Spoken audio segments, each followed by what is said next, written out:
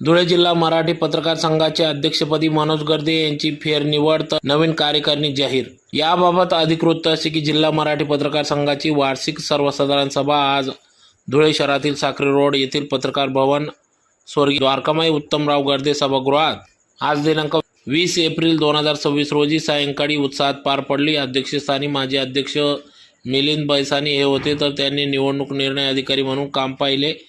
सभापटलावर मांडण्यात आलेले सर्व विषय सर्वानुमते मंजूर करण्यात आले। सभेत 2026 ते 2028 ची कार्यकारिणी या ठिकाणी जाहीर करण्यात आली, बिनविरोध निवड करण्यात आली। त्यानुसार अध्यक्षपदी मनोज गर्दे यांची पुन्हा एकमताने बिनविरोध निवड करण्यात आली। अतिशय उत्कृष्टपणे या ठिकाणी त्यांनी आपला कार्यकाळ केल्याने या ठिकाणी 400हून अधिक पत्रकार परिषदा त्यांच्या कार्यकाळात या ठिकाणी घेण्यात आल्या व उत्कृष्टपणे संपूर्ण 2 वर्षे या ठिकाणी कामकाज केले। त्यामुळे पुन्हा एकदा त्यांना या ठिकाणी त्यांची फेरनिवड करण्यात आली।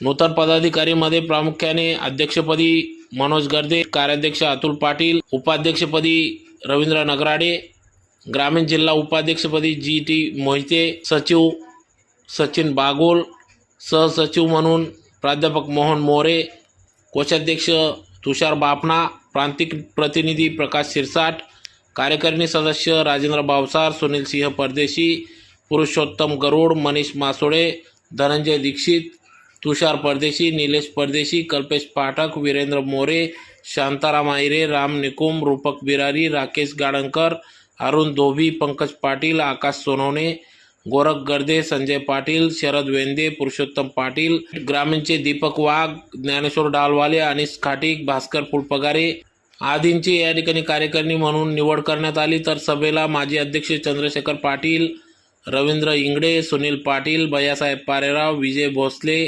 आदी मान्यवरांसह संघाचे सर्व सभासद वर्ग मोठ्या संख्येने या ठिकाणी उपस्थित होते।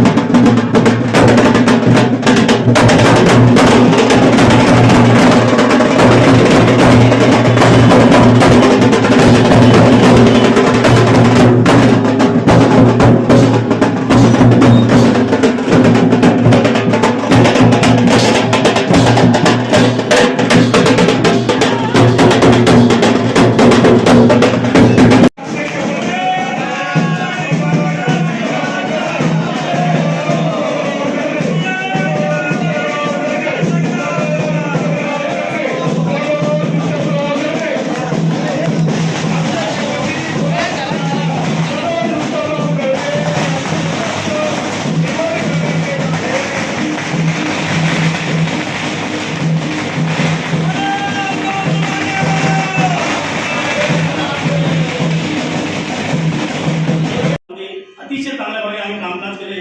आमच्यावर चांगला विश्वास या कोर कमिटीने टाकला। त्याचबरोबर माझ्याबरोबर जे पत्रकार बांधव आले त्यांनी सुद्धा चांगलं काम केलं। या गेल्या 2 वर्षामध्ये जवळजवळ 400 पत्रकार परिषदेचा आपण रेकॉर्ड ब्रेक केलेला आहे। म्हणजे या पत्रकार संघात एक विशेष म्हणजे पत्रकारांचे काही अडचणी असतील त्या सुद्धा आम्ही सोडवण्याचा प्रयत्न केलेला आहे। त्यामध्ये मागील काही काळात आम्ही जे जिल्ह्यातील प्रशासनाचे काही अधिकारी आहेत त्या अधिकाऱ्यांना एक मान सन्मानित पुरस्कार देण्यात आला। तो सुद्धा कार्यक्रम चांगला आम्ही अतुल भाऊच्या मदतीने आणि आमच्या सर्व पदाधिकाऱ्यांच्या वतीने आम्ही करण्यात आला। तसे विविध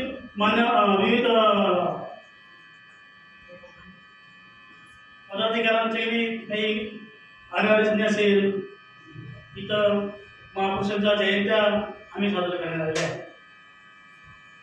आणि एवढं बोलून एकत्रित जी संघटना आहे संघटना पुढे नेण्याचं काम आपण सगळेजण करणार आहोत। त्यामुळे आपल्याला आमच्या माध्यमातून 2-2 शब्दांत तुम्हाला या पत्रकार संघाचा इतिहास करायला पाहिजे। जे काय आहे की आपल्यासारख्या सामान्य प्रतिनिधींना येऊन दिलं जात असतं, त्यामुळे फक्त आंदोलन इथे उभारावं लागतं आणि प्रत्येक माणसाला सभासदत्व इथे मिळालं पाहिजे। तो वृत्तपत्राचा प्रतिनिधी पाहिजे। अशा प्रकारच्या आपल्या ज्या काही अटी होत्या त्या अटी आपण पूर्ण करून प्रत्येकाला सभासद करण्याचं काम आपण सातत्याने करत असतो। आणि हे काम गेल्या अनेक वर्षापासून आपण करतोय। दर 2 वर्षांनी आपली निवडणूक होत असते आणि त्या निवडणुकीमध्ये आपण नवीन पदाधिकारी निवडून देण्याचं देखील नेहमी काम करत असतो. तर हे काम आपण आज करणार आहोत. त्यामुळे निवडून आलेले जे काही प्रतिनिधी असतील त्या प्रतिनिधींचं मी आधीच अभिनंदन करतो. आणि ज्यांना कोणाला पद द्यायचं राहून गेलं असेल किंवा मला पद मिळालं पाहिजे अशी अपेक्षा असेल, पण त्याला जर पद मिळालं नसेल तर त्याने नाराज होऊ नये, त्याला पुढच्या वेळेला प्रतिनिधित्व नक्की मिळेल अशी मी या पत्रकार संघाकडून अपेक्षा करतो. मला 2 शब्द संघाचे चळवळ आपण चालवतो आहोत. मध्यंतरीच्या काळामध्ये सर्वसाधारण सभासदांना या ठिकाणी थोडीशी बंदी होती, सभासद करून घेण्यासाठी सुद्धा अडचणी होत्या. आणि ज्यावेळेस असा एक असंतोष दाटून येतो आणि त्याला कुठंतरी स्फोट होतो, त्याप्रमाणे एक काही बाबू ठाकूर, देवाप्पा माळी आणि विभांडिक आणि आम्ही सगळे एकत्र येऊन या ठिकाणी सर्वसाधारण सभासदांना या ठिकाणी प्रवेश घेण्यासाठी एक आंदोलनाची लढाई आम्ही लढलो आणि त्याला यश आलं. आणि आपला पत्रकार संघ जास्तीत जास्त लोकाभिमुख कसा राहील, सर्वसाधारण सभासदांपर्यंत या पत्रकार संघाचा संदेश कसा जाईल. प्रत्येकाच्या मनामध्ये कुठल्याही संघटनेमध्ये प्रवेश केल्यानंतर एक नेतृत्व करण्याची एक मिनिट थांबून घ्या, नेतृत्व करण्याची मनामध्ये एक सुप्त इच्छा असते आणि या सुप्त इच्छेला नेहमी चालना मिळावी अशी भूमिका आम्ही वारंवार घेत गेलेलो आहोत. सुरुवातीच्या काळामध्ये निवडणुकीचा कार्यक्रम आम्ही राबवत गेलो आणि प्रतिकूल परिस्थितीमध्ये सुद्धा पदाधिकारी कोणी म्हणजे कुठल्याही संघटनेत नवीन ज्यावेळेस असं ना विश्वास बसण्यासाठी वेळ लागतो आणि जे जे पदाधिकारी आम्हाला मिळत गेले आणि त्या पद्धतीने आम्ही या ठिकाणी पत्रकार संघाचा कारभार आम्ही चालवण्याचा प्रयत्न केला. मागील 2 वर्षापासून ते आपले धुळ्यातले आदरणीय सैनिक आहे, खानदेश मैदान असेल, श्रमराज्य असेल, आपलं नवराज्य असेल, पथयात्रे असेल, असे जे दैनिक ते सगळे मूळ स्वच्छ महाराष्ट्र असेल, सगळे मूळ प्रवाहातील पत्रकार या ठिकाणी जुळले आणि खऱ्या अर्थाने नवराज्य आहे आणि खऱ्या अर्थाने पत्रकार संघाचा कारभार हा सुरळीतपणे सुरू होण्यासाठी मदत झाली. म्हणून भाऊ यांना आपण अध्यक्ष निवडल्यानंतर यांनी या पत्रकार संघाच्या सभागृहाची सुधारणा केली, लायब्ररीसाठी चांगलं फर्निचर बनवलं आणि जास्तीत जास्त त्यांनी व्यक्तिगत पातळीवर सगळ्या सभासदांशी संपर्क साधण्याचा प्रयत्न केला आणि एक पत्रकार संघाची एक विश्वासार्ह जनसमाजामध्ये निर्माण करण्याचा एक त्यांनी यावेळी प्रयत्न केला.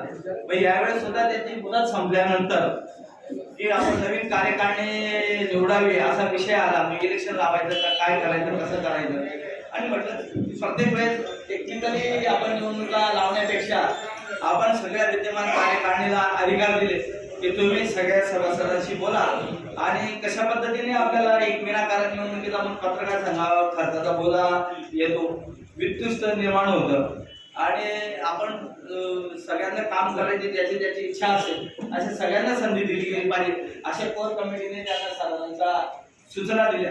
त्याप्रमाणे उपाध्यक्ष असेल, अध्यक्ष असेल, विद्यमान पदाधिकारी असेल, त्यांनी कार्यकारिणी असेल, त्यांनी अशा चर्चा केली. सगळ्या सभासदांना एक त्यांच्याशी समन्वय साधला आणि त्यांनी आम्हाला असं कळवलं की आपण यावेळी जो निवडणुकीचा असा टेक्निकल कार्यक्रम न लावता आपण सर्वसाधारण सभेमध्येच आपण एक समन्वयाने आपण कार्यकारिणी डिक्लेअर करावी असा एक संदेश दिला आणि त्यानुसार आजची आपण सर्वसाधारण सभा आपण बोलवलेली आहे आणि या सभेमध्ये आपले कार्यक्रमाचे आजचे अध्यक्ष ते पुढील कार्यकारिणी वगैरे डिक्लेअर करतील.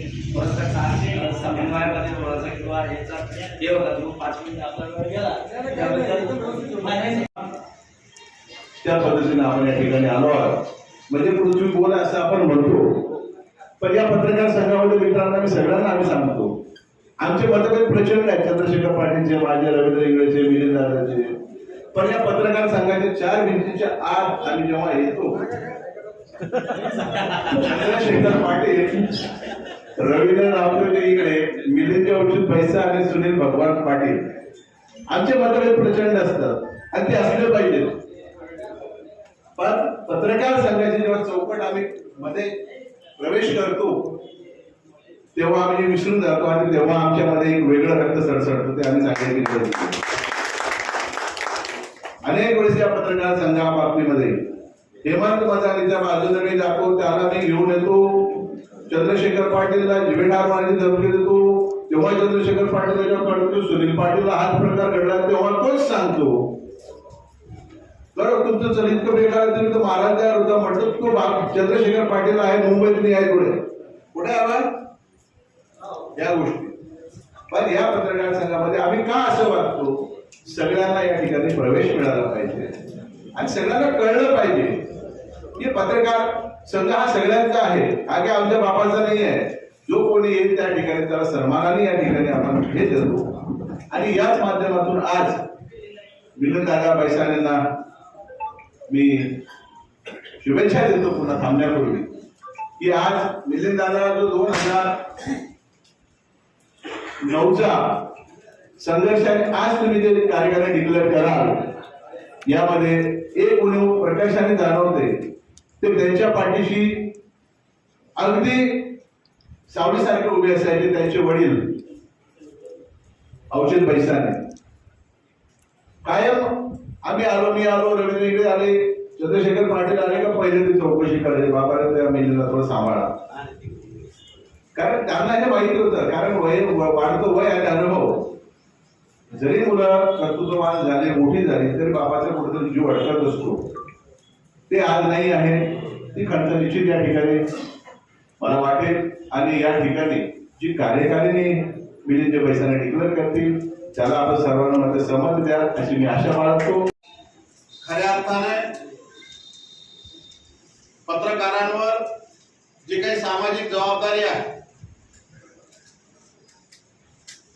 त्या पत्रकारांची आर्थिक उन्नती, त्यांचं स्थैर्य कशा प्रकारे आपल्याला पत्रकार संघाच्या माध्यमातून करता येईल यासाठी विद्यमान कार्यकारिणीने लक्ष घालणं हे प्रामुख्याने महत्वाचे. मी या ठिकाणी ज्यावेळेस आलो त्यावेळेस आल्या मनोज भाऊंशी काही विषयांवर चर्चा केली आणि मनोज भाऊंनी सांगितलं की आपली त्या दिशेने वाटचाल ही सुरू आहे. ते ऐकून आम्हाला बरं वाटलं की खऱ्या अर्थाने ग्रामीण भागामध्ये पत्रकाराला काम करताना किती आनंद अडचणींना तोंड द्यावं लागतं, अनेक प्रश्नांना त्याला सामोरं जावं लागतं आणि ह्या सगळ्या गोष्टींची फेस होऊन त्या ठिकाणी पत्रकारिता प्रामुख्याने करत असतो. त्याच्याही बाबतीमध्ये जिल्हा पत्रकार संघाने लक्ष घालावं अशी आजच्या निमित्ताने मी या ठिकाणी विनंती करतो. या वृत्तपत्रांमध्ये सुद्धा मी 8-10 वर्ष काम केलेलं आहे आणि स्वतः मी आता श्रीराम मूवी हे दैनिक आणि श्रीराम टाइम न्यूज म्हणून चॅनल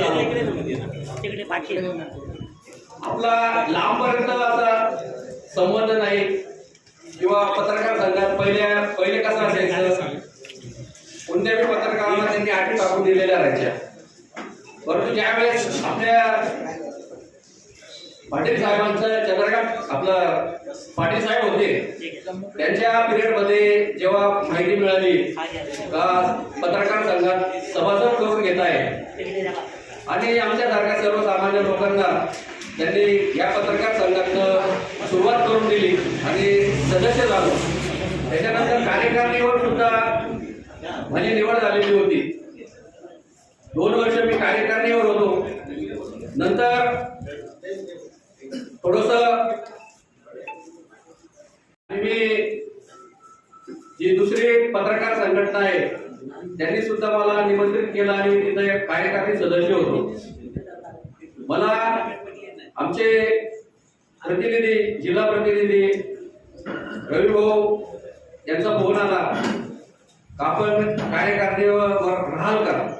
मी त्यांना लगेच हा म्हटलं, कारण आपल्या मनोज भाऊंचं जे काम चाललेलं आहे ते अतिशय उत्कृष्ट काम चाललेलं आहे.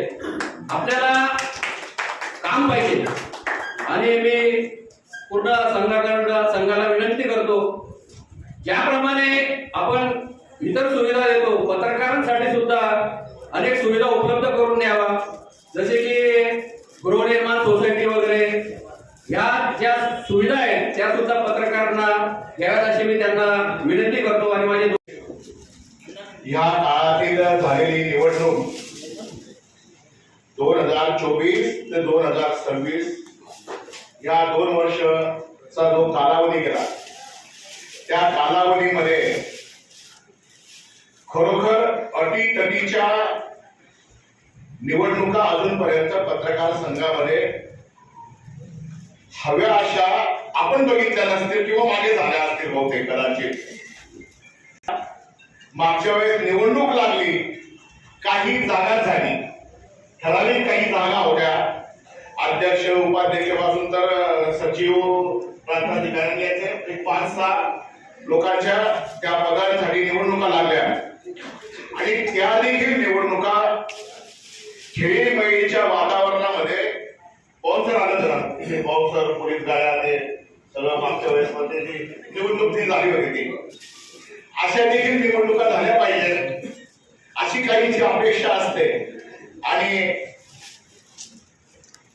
ती जी निवडणूक पार पडली त्या निवडणुकीमध्ये आपल्या पत्रकार संघाचे ज्या आपल्या पॅनलचे ज्या लोकांना उभं केलेलं होतं त्याच्यात प्रचंड मतांनी अध्यक्षांपासून उपाध्यक्ष असतील या सचिवांपर्यंत प्रांताधिकाऱ्यांपर्यंत 5-6 जे पदाधिकारी त्या पदांच्यासाठी ज्या निवडणुका झाल्या त्या निवडणुकांमध्ये सगळे नंबर 1 प्रचंड मतांनी त्यावेळेस देखील विजयी झालेले आहेत. आणि त्याच्यानंतरची जी झालेली 2 वर्षाचा जो कालावधी गेला खूप छान सुंदर असा कालावधी गेला. आम्ही 40-45 वर्षापासून पेपरला घड्या मारण्यापासून तर पेपर कुडकुड्या थंडीमध्ये वाटण्यापासून कामं केली. खरा पत्रकाराचा जन्म हा तिथून होत असतो. तर हे तिथून सुरुवात झालेली आणि त्याच्यातून जो घडतो ना त्याला सगळं माहित असतं की हा काय कुठे पत्रकारितेचा खांब किती मुळापर्यंत खाली गेलेला असतो याची देखील जाण त्या पत्रकारात असते. आज सुनील दादांनी आठवण काढली. आज वडील पाहिजे होते, वडिलांनी बघितलं असतं, मला तर बघितलं नसतं, पत्रकार संघ बघितला असता की ज्या वडिलांनी आईने आणि परिवाराने जे रस्त्यावर सगळं संसार मांडला तो बहुतेकांच्या सगळ्यांनी डोळ्यांनी बघितला असेल. नसेल बघितला तर त्याचा इतिहास येणाऱ्या पत्रकारांनी जाणून घ्या. तो इतिहास काय असेल. त्या आपण म्हणतो ना की स्टेजवरचे लोक दिसतात पण पडद्या मागचे लोक दिसत नाही. त्यातली ही मंडळी पडद्या मागची ही सगळी मंडळी. जरी हिरो म्हणून मी दिसत असलो पण पाऊल कसा टाकावा याचं ज्ञान नानासाहेबांपासून पाररावांपासून आबासाहेब होते, चंद्रशेखर आबा आहेत, इथे सुरेंद्रदादा आहेत, या सगळ्याच बसलेल्या सगळ्या परिवारानं मी एकटा परिवार नव्हतो तर हा सगळा परिवार आपला सोबत होता. आणि त्याच्यातून जी लढाई जी खरोखर जिंकता यावी लढाई काय होती काय मागणं होतं आज देखील त्यांनी त्यांच्या मनोगतामध्ये सुनीलदादांनी म्हटलं की हा पत्रकार संघ पुन्हा एकाच्या बापाचा नाही. आणि मी वारंवार पत्रकार संघात आल्यानंतर मी सुनीलदादांना पहिला प्रश्न विचारायचो, दादा तुमचा आणि माझा बाप वेगळा आहे का हो. या पत्रकार संघामध्ये येणारा प्रत्येक पत्रकाराला हा प्रश्न पडायचा, चांगले कपडे घालून यायचं नाही. इथले नियम अटी बॉयलाच तयार होते. चांगले कपडे घालून यायचे नाही, पुढे बसायचं नाही, प्रश्न विचारायचे नाहीत.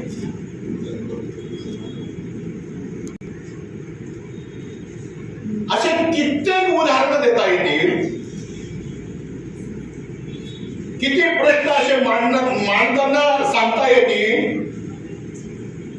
एक छोटासा एक प्रसंग सांगतो.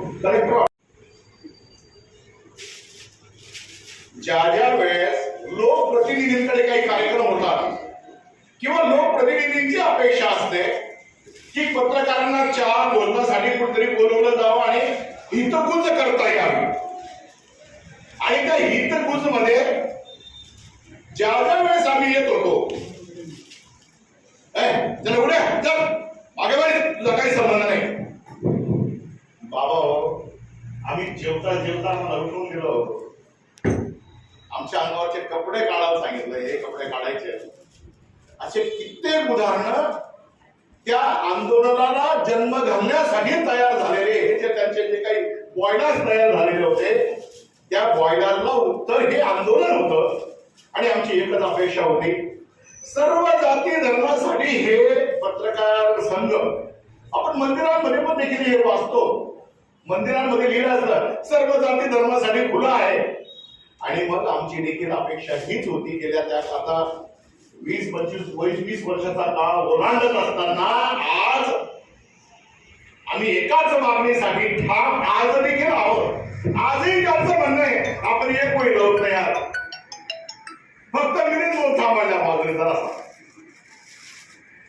मी त्यांना आजही सांगतो आणि उद्याही सांगतो, ज्या गेंड्याच्या कातडीचे जो कोबरा विळखा घालून बसलेला होता, त्याला इथून काढल्यानंतर जे हे सभागृह त्या दिवसापासून तर आजपर्यंत जे बघतो आम्ही, तो जो आनंद आम्हाला आहे, जो आनंद या परिवाराने हा जो खुला केला आहे, हा कुठल्याही शब्दात मांडता येणारा नाही.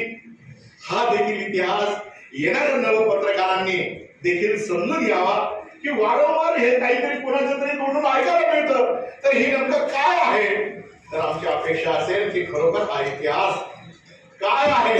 इथे पायरी चढून दिली जात नव्हती आणि ते पायरी चढून दिल्याचं काम या सगळ्या परिवारानं, आणि मग त्याच्यातून कोर कमिटी ठरली आणि कोर कमिटीचे लोक काय केलं पाहिजे हे देखील ठरवतात. आणि गेली मागची जी कार्यकारिणी जी आता 2 वर्षापूर्वीची झालेली, जी आजपर्यंत चालू आहे, आजही म्हणून भाऊ तुम्ही अध्यक्ष आहेत, आता पुढचं आमचं डिक्लेरेशन होईपर्यंत जर तुम्ही इथे बसला तर या विद्यमान अध्यक्षांबद्दल जर बोलायचं म्हटलं तर पूर्ण कार्यकारिणी आणि कोर कमिटीचं मंडळ, ह्या कार्यकारिणीने आणि अध्यक्षांसह जे काही सांभाळलं, त्यांना कितीही दाद दिली म्हणून भाऊ तरी पण ती कमी पडणारी आहे. असं काम अध्यक्षांसह कार्यकारिणीने खरोखर चांगलं असं पार पाडलेलं आहे. पहिले तर मनोज भाऊंनी या खड्ड्यातनं वर काढलं. दादासाहेब ज्यावेळेस नंदुरबारचा विषय काढला, नंदुरबार धुळे एकत्र होतं, त्यावेळेस याची दशा काय होती.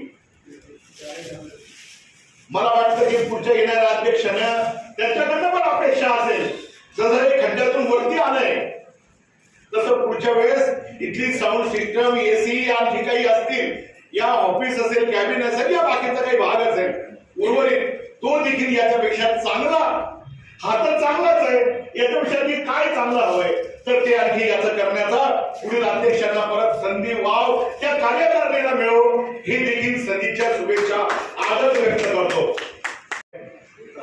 होतात म्हणजे 4 व्यक्तीच्या आतमध्ये राहतात. पूर्वी ज्यावेळेस कुठलेच चॅनल्स नव्हते, जे नॅशनल चॅनल्स चालू राहतात, ओनली फक्त DD1 एकच फक्त दूरदर्शन असायचं, त्यावेळेस डॉक्टर विश्वासराव मेंढळेंची आज आठवण आली, ते नाही लागतात. वाद संवाद हा आबासाहेब हा एपिसोड त्यांचा चालायचा, डॉक्टर विश्वासराव मेंढळेंचा. तर हे जे काही आहे ना, हा वाद संवाद विषय हा झालाच पाहिजे, प्रश्न हे पडलेच पाहिजे. जोपर्यंत प्रश्न आपल्याला पडणार नाही तोपर्यंत उत्तर मिळणार नाही. म्हणून प्रश्न प्रत्येकाला पडले पाहिजेत, प्रत्येकाजवळ प्रश्न असले पाहिजेत. नवीन नवीन चेहरे येऊन ज्या काळामध्ये ज्या अघोरी त्या विळखातून बाजूला काढल्यानंतर जी निवडणूक झाली, मी माझं थोडक्यातच संपवतो आणि बाकीला पुढच्या कामकाजाला लागतो, पण ते सगळं माहीत झालं पाहिजे, समजलं पाहिजे. नवीन आलेल्या पत्रकार बांधवांपर्यंत हा इतिहास गेला पाहिजे चळवळीचा.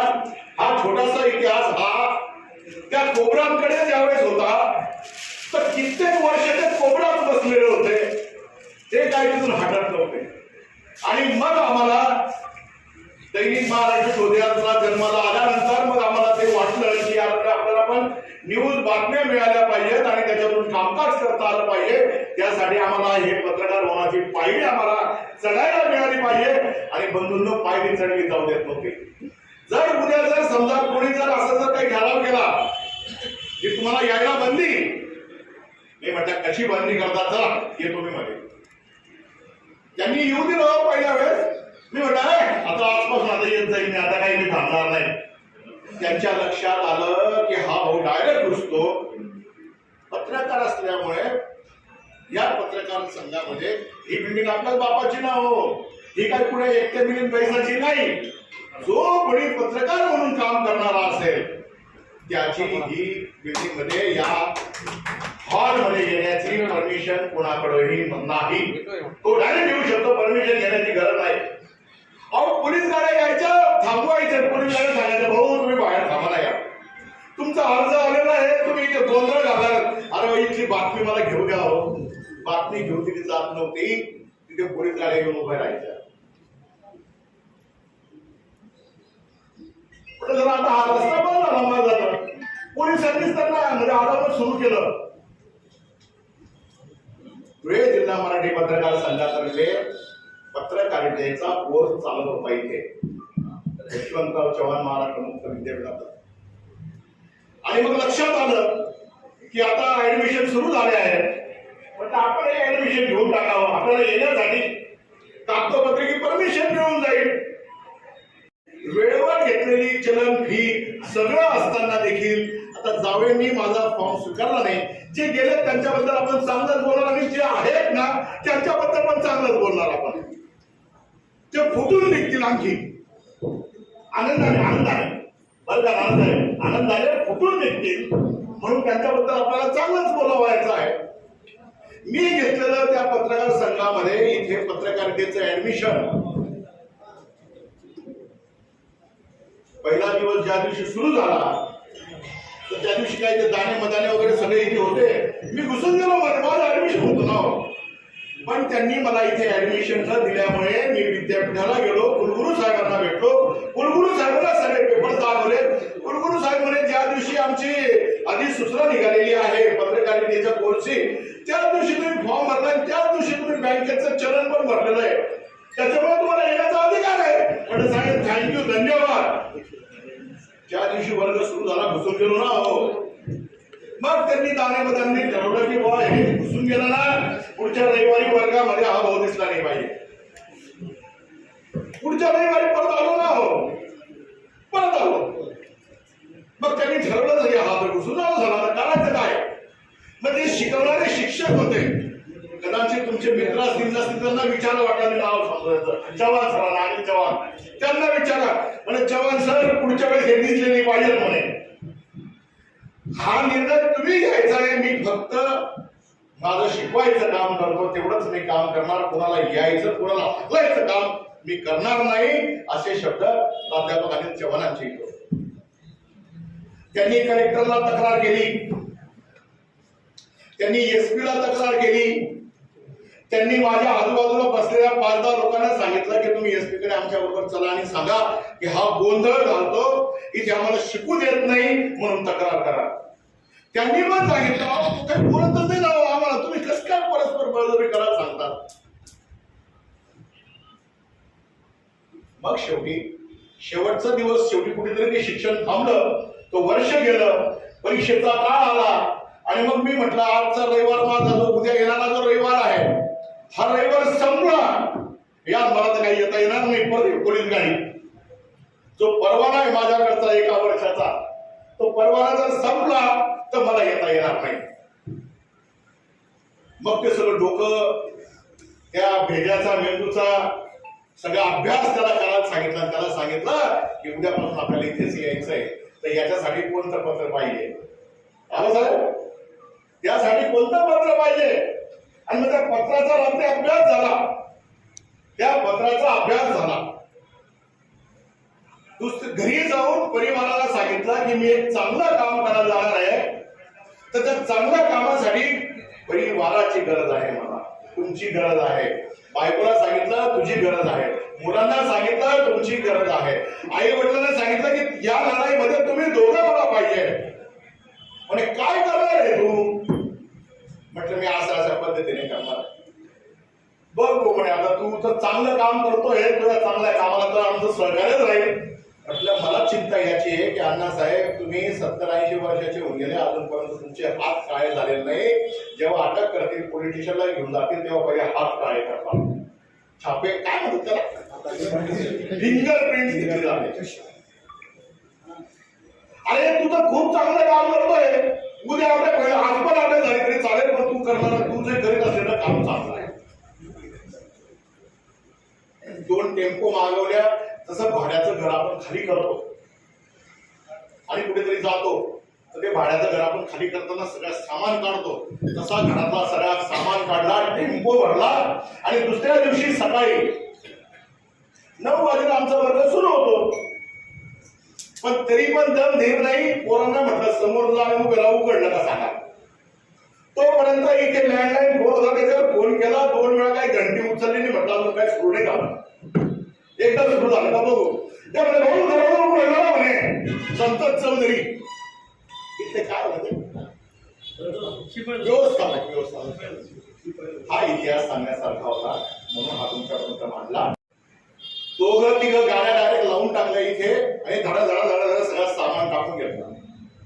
त्याच्या आधी 4 दिवस आधी पोलीस स्टेशन, जिल्हाधिकारी, माहिती कार्यालय अधिकारी, सर्व वृत्तपत्र यांना सगळ्यांना सांगितलं की मी गेल्या 2005 पासून तर आतापर्यंत एवढ्या वर्षापासून मी सभासद होण्यासाठी मी मागणी करीत आहे. त्याचे दिलेले सर्व पेपरचा गठ्ठा जोडला त्या अर्जाला आणि त्याच्यामध्ये म्हटलं की मला तुम्ही सभासदत्व देत नाही, मला इथे येऊ दिलं जात नाही, मी कोणत्याही क्षणी धरणे आंदोलन करणार. आणि ते आंदोलन आम्ही केलं. गेली 4-6 महिने आम्ही रस्त्यावर होतो. सगळा परिवार, ही नॅशनल बातमी झाली. आज देखील एवढ्या 20 वर्षामध्ये आज पण त्यांची काही चुळबुळ काही थांबायला तयार नाही. एकदा प्रसंग तो झाला, परत छोटासा आहे, तो सांगून विषय संपवून पुढच्या मार्गाला आपण लागू. त्यांनी स्वतः ठरवलं, एसपी कलेक्टर काय कोणाला सांगायचं. त्यावेळेस प्राजक्ता लवंगारे मॅडम होत्या की काही पण करा, आम्हाला इथे जायचंय. म्हणजे त्यांनी फॉर्म भरावा, सभासदांचा फॉर्म भरावा. आम्ही सगळी कार्यकारिणी कोर कमिटीची मिटिंग होईल, त्याच्यात त्यांना सभासदत्व दिलं जाईल. त्यांनी यावं नाही, इथे बसावं, त्यांनी चांगले कपडे घालून यावे, त्यांनी पुढे बसावे, त्यांनी प्रश्न विचारावे. मग त्यांनी एसपी कलेक्टरला सांगितलं की साहेब एवढे आम्हाला मध्यस्थ करून द्या, तुमच्या मार्फत हे सगळं कारागीर कामकाजामध्ये तुम्ही हाताळा. त्यावेळेच्या एसपीनी आणि कलेक्टरने ते हाताळायचा प्रयत्न केला. मी त्यांना एकच सांगितलं, एसपी आणि कलेक्टरला मी सांगितलं की साहेब ही पत्रकार संघाची चावी, ही चावी घ्या. जो योग्य माणूस असेल त्याला ही चावी देऊन टाका, ही चावी मला नको. मग त्यांनी सांगितलं की योग्य माणूस कोण, तर योग्य माणूस पहिले धुळे जिल्हा मराठी पत्रकार संघ. मग तो कोण, जो निवडून आलेला जो अधिकारी असेल, आपला अध्यक्ष असेल तो. मग तो कोण मला दाखवा. ते कुठे सापडत तयार नाही. आम्ही म्हटलं साहेब तुम्ही साहेब चॅरिटी कमिशनरला बोलवा. चॅरिटी कमिशनरला बोलावलं आणि विचारलं की याचे अध्यक्ष कोण. एसपी आणि कलेक्टरला आमच्या सगळ्यांसह मी असं म्हटलं होतं की ही चावी तुम्ही सांगाल त्याच्या जवळ येतो, पण तुम्ही सगळेजण ही चावी द्यायला माझ्यासोबत असले पाहिजे. ही एक माझी अट आहे. तुम्ही सगळेजण माझ्या सोबत असले पाहिजे, मी ही चावी द्यायला तयार आहे. मग ते शेड्यूल 1 शेड्यूल 10 ज्यावेळेस काढलं सगळं चॅरिटी कमिशनर मधून, तर त्यांच्यावर ते नाव होतं पवार साहेबांचं,